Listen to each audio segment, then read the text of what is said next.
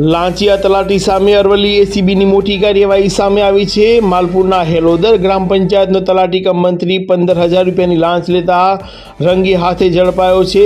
આ કારણી માટે 15,000ની લાંચ માંગી હતી અને તેને જ લઈને જે ફરિયાદી છે તે લાંચ આપવા માંગતો ન હોય અરવલ્લી એસીબીને આ પ્રમાણે જાણ કરી હતી અને જાણ કરતાં અરવલ્લી એસીબીએ છટકું ગોઠવીને લાંચિયા તલાટીને રંગે હાથે ઝડપી પાડ્યો છે।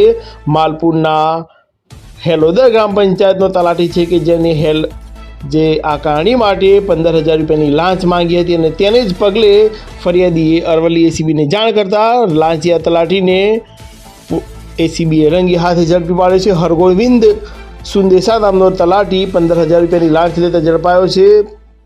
અરવલ્લી એસીબીએ લાંચિયા તલાટીની ધરપકડ કરી છે અને સાથે જ વધુ કાર્યવાહી હાથ ધરી છે। જે રીતે લાંચિયા અધિકારીઓ અને કર્મચારીઓ સામે જે એસીબીની જે કડક કાર્યવાહી છે અને કડક કાર્યવાહીને પગલે જે પ્રમાણે અહેવાલો પ્રાપ્ત થઈ રહ્યા છે 15,000 રૂપિયાની લાંચ લેતા જે તલાટી મંત્રી છે તે રંગે હાથે ઝડપાયો છે। માલપુરના હેલોદર ગ્રામ પંચાયતનો તલાટી 15,000 રૂપિયાની લાંચ લેતા એસીબીના હાથે રંગે હાથે ઝડપાયો છે।